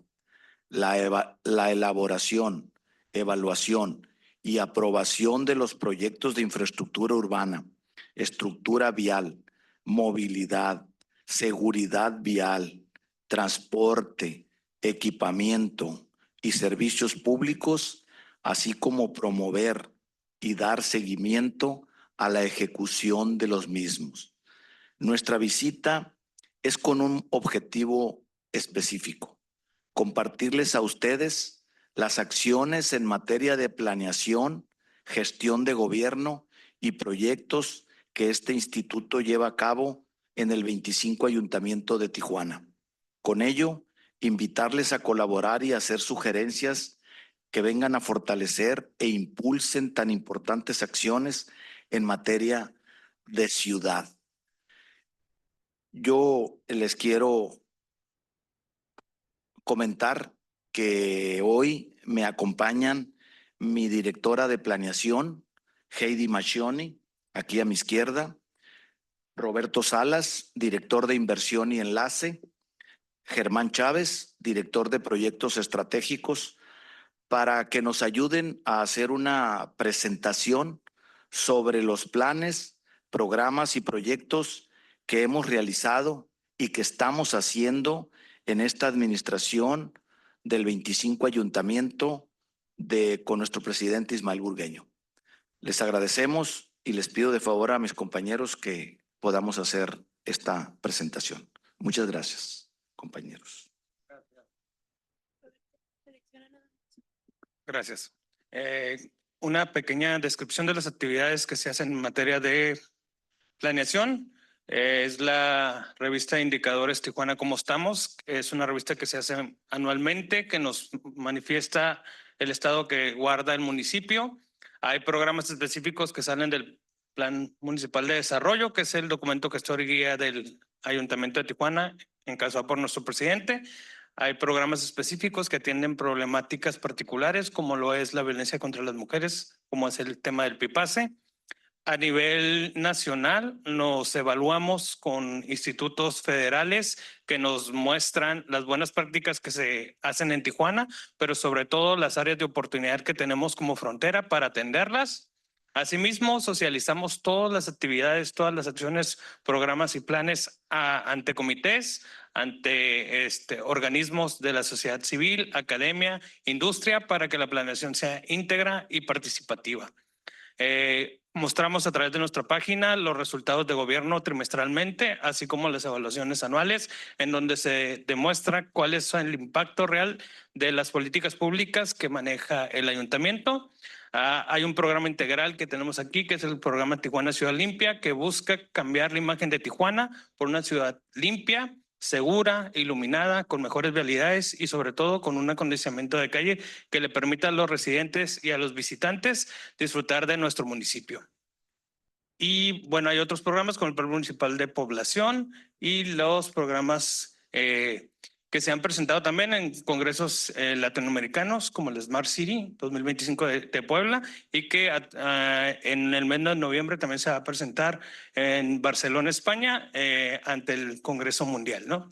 Hay otros documentos como el Informe Nacional Voluntario, que atiende los 17 objetivos de las Naciones Unidas, y este se elabora a partir de las acciones que tenemos en el gobierno para cada uno de estos objetivos.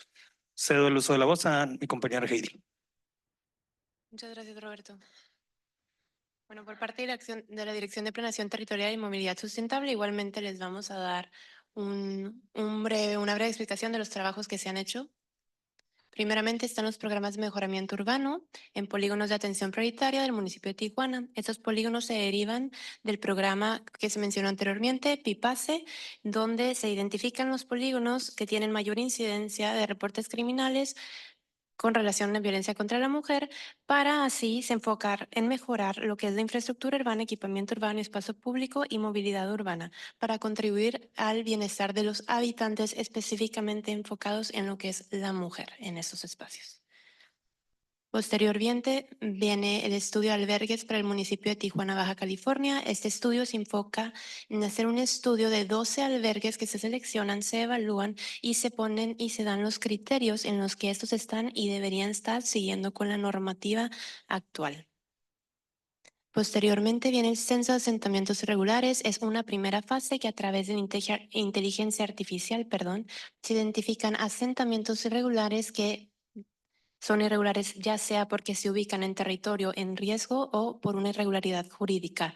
Este censo nos ayuda a visualizar de manera general en el municipio dónde tenemos que enfocarnos para atender a la población que se encuentra dentro de estos polígonos. Posteriormente viene la actualización del Plan Municipal de Desarrollo Urbano de Tijuana, que también viene la actualización del Programa de Desarrollo Urbano de Tijuana, no a nivel municipal, sino a nivel de centro de población.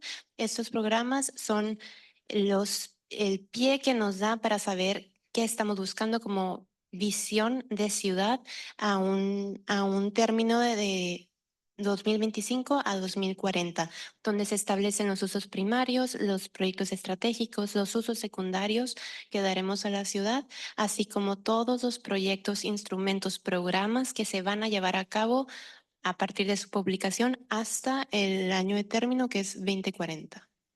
Posteriormente viene la publicación del Atlas Municipal de Riesgos de Tijuana, una versión 2024.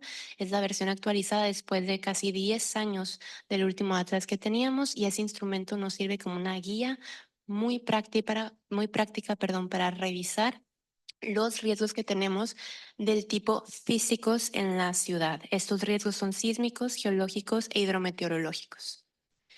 Por último, tenemos las declaratorias de usos y destinos, ya sean de riesgos o de conservación. Específicamente ahorita estamos hablando de la última publicada, que es en Anexa Miramar, es de reciente publicación en julio, pero más allá tenemos 9 proyectos de declaratorias que se llevan a cabo y se están estudiando para publicarse posteriormente.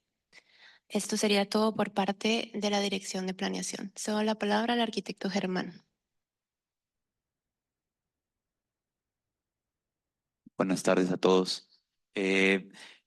Vamos a presentar una serie de proyectos que van encaminados a un tema desde el inicio de la entrada hacia México, de la Garita San Isidro.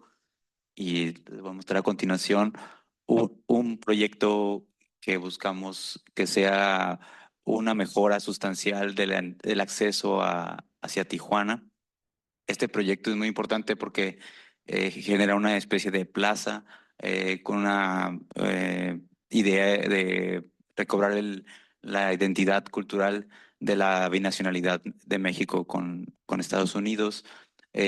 Contempla como espacios de información de oficinas, baños, espacios seguros para el peatón, así como la movilidad, digamos, de vehículos no motorizados, y también un ordenamiento también del espacio público posterior, digamos, de vehículos de transporte público y vehículos privados.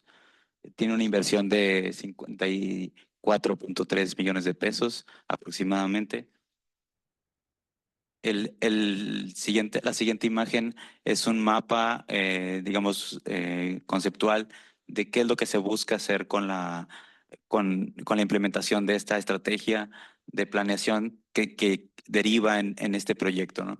La idea es interconectar de una mejor manera a nivel peatonal y ciclista de movilidad activa toda la zona que digamos, o el pase hacia México desde San Diego y buscar cómo interconectarlo y darle legibilidad y seguridad al peatón hacia la Avenida Revolución, ¿no? Que ese es nuestro objetivo de entrada a México y hacerlo de una manera muy, muy renovada. Ese es el proyecto que ya actualmente tiene 2 calles construidas, de la 4ª a la 6ª. La idea es que este proyecto contemple una propuesta que va a ir desde la calle Coahuila hasta la calle 10ª, todo a nivel peatonal, un solo circuito que interconecte con la entrada hacia México y que de alguna forma mejore la caminabilidad, la movilidad, el desarrollo, digamos, local y regional de esta zona de la ciudad, la cual sabemos que es de gran importancia para México y para Estados Unidos o para San Diego. Otro de los proyectos muy importantes es una reconfiguración del arranque de la Avenida Internacional, del puente de Avenida Internacional, hacia el cruce hacia San Diego, y que este cruce no esté en el carril, digamos, de la Corona del Bordo, sino que pase hacia un tercer carril, logrando liberar los vehículos que van hacia el Ready Lane y que de esta forma puedan pasar directamente, y este puente iría hacia la zona de playas de Tijuana. Con esto se busca que se rediseñe tanto el arranque como 2.7 kilómetros hacia la parte más hacia el sur, con una inversión de 160 millones de pesos, buscando mejorar pues los tiempos y la agilidad, digamos, en el intercruce en esos 2 sentidos.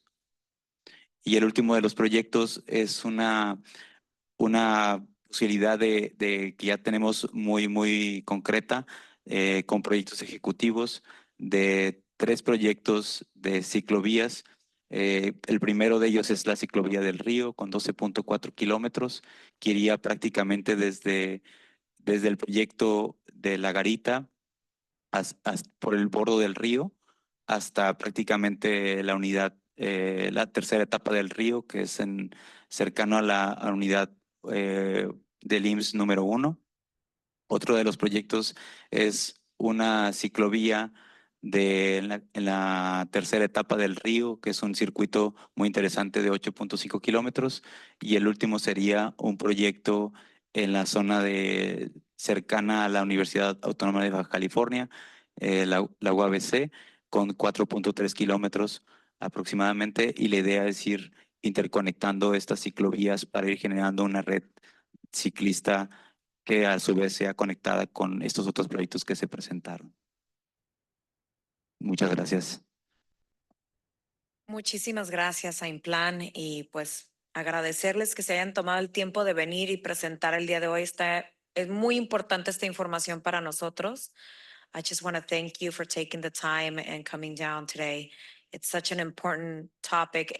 Every slide you had was important for everyone in the border. We share population, around 100,000 people, alrededor de 100,000 personas que van todos los días de sur a norte y de norte a sur, ¿no? Entonces, ahorita por el momento vamos a tomar public comment. We're going to take public comment. And if there's, because it's time sensitive, we have to have a hard stop because we're going to lose quorum at 4 p.m. We're only going to take public comment. And if anyone else wants to comment, hopefully we can meet up and follow up with the Implan team to make sure they get all our comments and our feedback in following days. But thank you again. And right now we're going into public comment. Francesca? Thank you, Chair. We have 3 public comments on this item. First will be Truth, then allegedly Audra. Obviously, what I want to know is, when is Tijuana installing sewage hookups in every single residence, facility, and factory that does not currently have one? When will Tijuana expand their wastewater treatment plants? When will their people stop having to live in slums? Because here is the Cuidado Imperial Beach, Playa de Imperial, right here. There's the sewage that hits every single day. Here's Tijuana. This is what it looks like. This is when our American companies, you do business with them and then they don't fix anything. That's just what is acceptable, apparently. If Mexico can manage to build a nice plaza, bikeways, bridges, and pedestrian corridor for border crossers, maybe it's time to take care of your actual residents.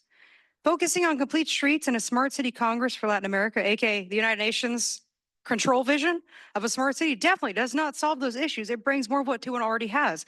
Too many stack packs with increased crimes, increased traffic, and decreased infrastructure. Voice of San Diego just put in our article yesterday where Mexican Technology Institute expert Vidal Romero said crimes such as robbery, extortion, and fraud are rising. He also said there is no way for Mexico to stop drug trafficking. That's a lie. Destroy the terrorist cartel and watch the drug flow start to slow. The problem is their government is the cartel and everybody knows it. So when Tijuana is focused on violence against women, that tells me they're ignoring the systemic violence that has been tolerated for way too long in their society. They literally broadcast it on TV. I remember when the Tijuana mayor, Ismael, attended a SANDAG meeting. He was undeservedly given red carpet treatment. His people took up our seats and our time to speak. It left a bad impression. But when the former chair was from Tijuana, it came as no surprise. Maybe things haven't changed. I would welcome Ismael to come back as a regular attendee at a Borders Committee where Imperial Beach Mayor Mitch McKay gives a presentation on the current health status of IB residents, as well as infrastructure challenges and needs in regards to Mexico's Aguas Negras, polluting my country, the United States of America. Gracias, was a good presentation. Thank you. Our next speaker will be allegedly Audra, followed by Blair Beekman. So interesting having a Spanglish meeting. It's interesting to see what you guys are implementing. Pretty much the same thing as they are here, but I mean, people live in slums in Mexico a lot of the time. I mean, you have your higher echelons, but you know, what have you been doing to actually get people out of the sewage? I don't see a slide on here for that. But I guess that doesn't matter, right? Because you're going to use it for pure water. Because I mean, we use fresh water for lithium, pure water, I mean, sewage water for the people. We don't have enough fresh of that. But implementing all of this, you know, smart cities and then things like violence prevention. I mean, did you guys combat the cartel, or just wondering if that's been taken care of, or we're just going to ignore that? And then, you know, the invasion that happened that was coming right through Tijuana. People were flying right into Tijuana and then crossing right over the border, right? But you guys were making money off of that, so that's good. Wonder if your bike lanes that you're implementing, do those also cost $1 million each mile for you guys? Or is that just an American thing? I don't know. You can get some tips from us here. But yeah, it's like really interesting when, you know, we're talking about, you know, wanting to do things for transit going back and forth across the border. But we have to, on the American side, get smog tests and checks and pay a lot of money to drive our cars, while people from Mexico can come and go, use the gas you guys use that pollutes our air. And it pollutes that area really a lot, but nobody seems to want to do anything about it. They just want to have more commerce and business with Mexico. So when you talk about preventing violence or helping women or even providing a homeless shelter, I'm wondering if it's the same as it is here, where people are dying in mass numbers just for, you know, being on the streets and in a tent. They're also being sexually abused. So I don't know if you guys covered that up as well, or you actually do something about it, or maybe the cartel comes in and takes their money. Our next speaker will be Blair Beekman. You can go ahead. Hi, Blair Beekman. Thanks a lot for this item. I hope they can come back sometime and maybe speak a few minutes after public comment. Thank you that they're here. I'm really interested that they're here. I've been living in Tijuana quite frequently over the past few years. I've really enjoyed it. I'm originally from the San Francisco Bay Area, San Jose. And so this was interesting item today. To comment on things, the World Design Capital program that happened here in San Diego 2024, I felt it was a bit, I'm not all that public government savvy. It was a bit hard for me to be accessible for me, the process. In the future, I hope the World Design Capital means to be more publicly accessible. With that said, the Tijuana pedestrian areas, you know, like from the border, are really starting to be built up, and it's really kind of nice. They're painting, they're they're cleaning it up. It's nice. There's these massive holes in the ground in Tijuana throughout the city, really easy to fall into. And thankfully, you guys are kind of trying to find ways to patch those up when they're uncovered. Thank you that you're doing that. For me, a really big issue with all the events that happened in Mexico City in the past 6 months about rental issues. Tijuana is a bit of a sanctuary city, so it has a bit of a different demeanor. But you guys have still been trying to build and build for the most wealthiest class. We've been starting these practices called mixed income here in California that if you really work into that, I think, and we work with San Diego and Tijuana together, can make some really good examples for the area and for the state of California about mixed income where all people can live in an area from all income levels. And that can really address the Mexico City issues at this time. It's really important to mention. I hope you can be considering it. And thanks for all your efforts and good luck that we can work on tech accountability as ways to address the future of. Thank you. Your time has expired. That concludes the public comments. Well, thank you again. En plan, muchísimas gracias por tomarse el tiempo. Es para nosotros muy valioso que ustedes vengan y por favor agradezcan al gobierno mexicano, a su ciudad, todo lo que están haciendo por nuestra frontera. Es de vital importancia que nos coordinemos para que en un futuro los millones de personas que van a estar utilizando este cruce fronterizo se beneficien por nuestras acciones. Thank you so much for being here. And with this, I will conclude. I'm sorry, we don't have member comments because we're time certain at 4 p.m. So, but anything you want to send, any comments, any questions, please send them to Hector or myself or our CEO so we can have Implan answer any questions. Thank you again. Gracias. And that is it. Thank you.